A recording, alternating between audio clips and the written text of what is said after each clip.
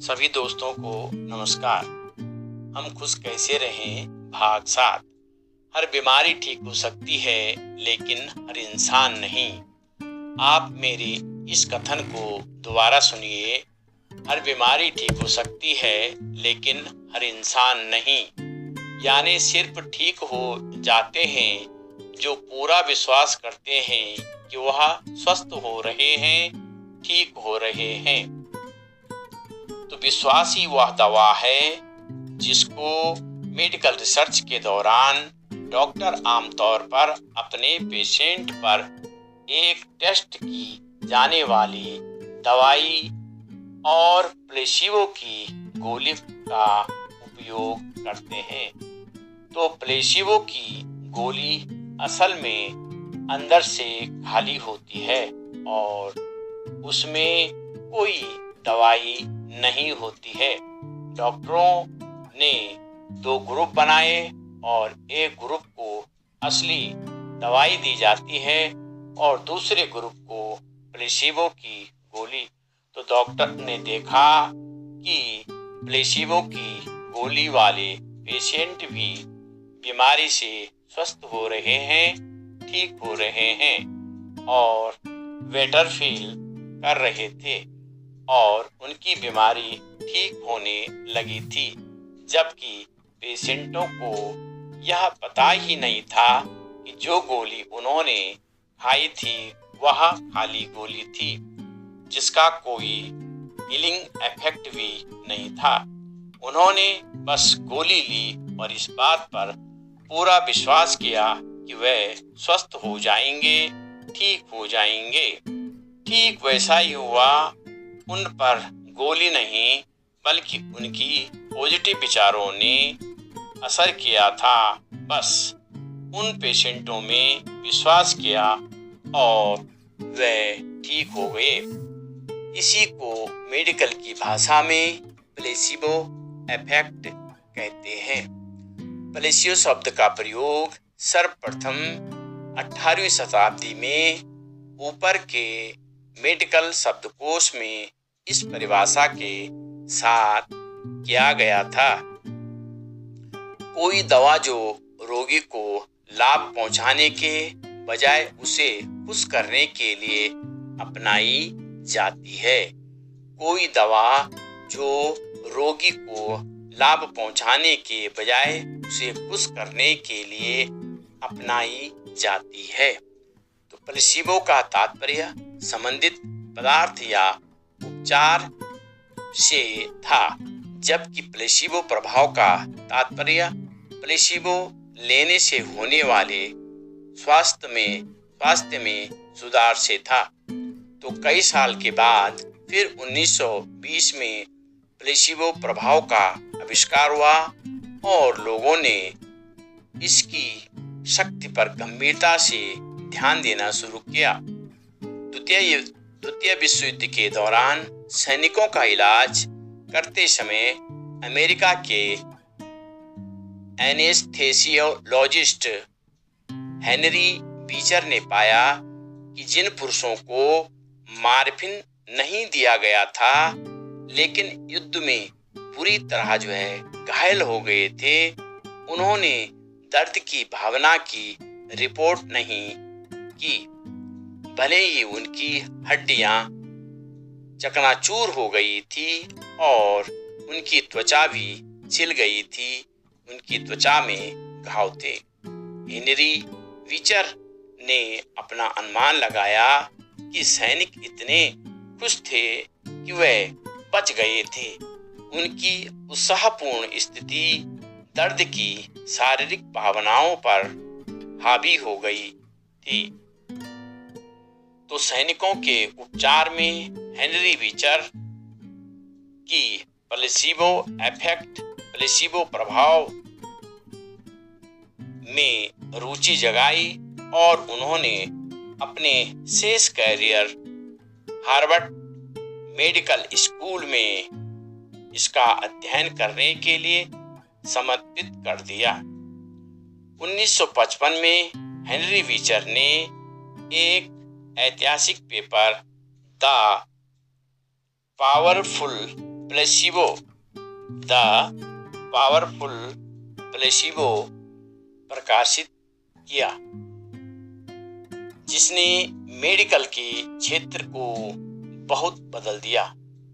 इस पेपर में उन्होंने 15 परीक्षणों के निष्कर्षों को रेखांकित किया, जहां उन्होंने प्लेसिबो प्राप्त करने वाले नियंत्रण समूह की तुलना अन्य रोगियों से की थी।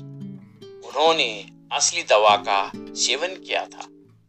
उन्होंने बताया कि 35% मामलों में दर्द और चिंता को प्लेसिबो द्वारा संतोषजनक रूप से राहत मिलती है, और उन्हें नहीं लगता था कि लोग दिखावा कर रहे थे कि वे बेहतर महसूस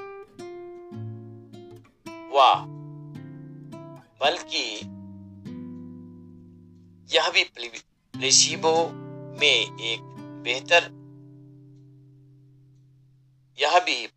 में एक तरह की चिकित्सीय प्रभावशीलता थी। प्लेसिबो इफेक्ट से आप समझ ही गए होंगे, इंसान के बॉडी में खुद का ठीक करने की शक्ति होती है।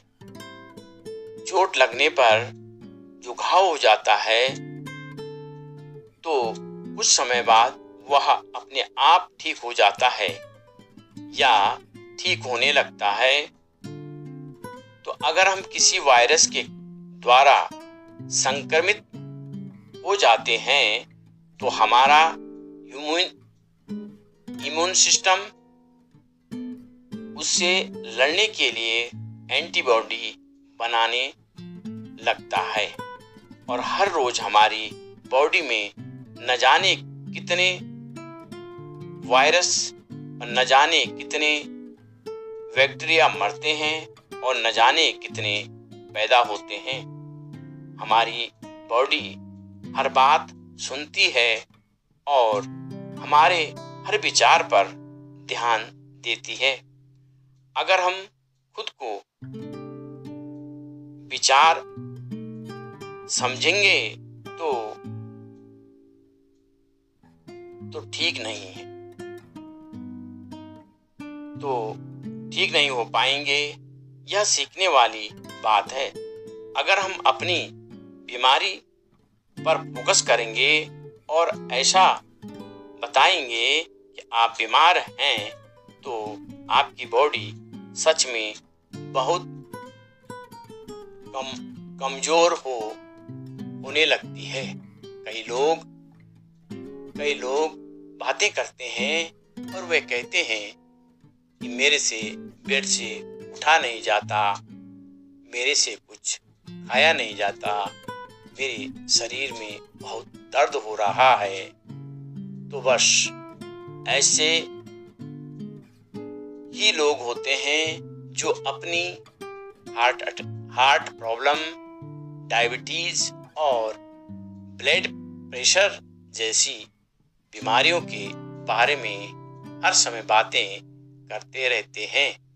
ऐसा करने से वह अपनी बीमारी को और भी ज्यादा शक्ति देते हैं और भी ज्यादा पावर देते हैं, और उनकी बीमारी जीवन से कभी दूर नहीं जाती। लेकिन कुछ लोग ऐसे भी हैं जो कैंसर जैसी खतरनाक बीमारियों को भी जिन्होंने हराया है, और ब्रेन स्ट्रोक, पैरालिसिस जैसी घातक बीमारियों से भी वे उबर रहे हैं। तो आपको क्या लगता है कि इसकी क्या वजह हो सकती है? वजह है कि उनका कभी न टूटने वाला अटूट विश्वास,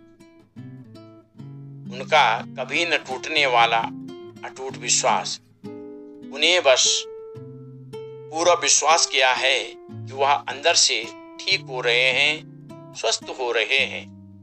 तो उन्होंने बीमारी को खुद पर कभी भी हावी नहीं होने दिया। हमें इस बात पर गौर करना चाहिए कि ज़्यादातर बीमारियां हमें स्ट्रेस की वजह से ही होती हैं। स्ट्रेस एक विचार है, स्ट्रेस एक थॉट है।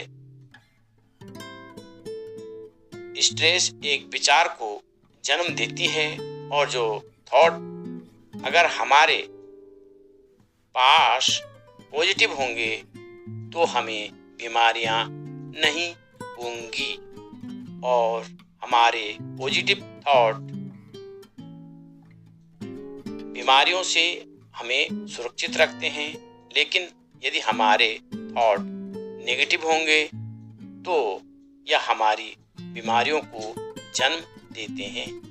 इसीलिए हमें अपने विचारों को पॉजिटिव रखना बहुत ज़रूरी है। पॉजिटिव विचार से हमारे मन में शक्ति आती है और हम मन से मजबूत होते हैं।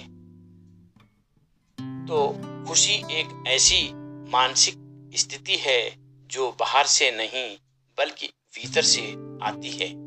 तो हमें खुश रहना है और खुश रहने से हमारी जो है अंदर से हम शक्तिशाली होते हैं। तो यह वीडियो आपको कैसी लगी तो इसे जो है सब्सक्राइब कीजिए और thank you for watching video. Thank you very much.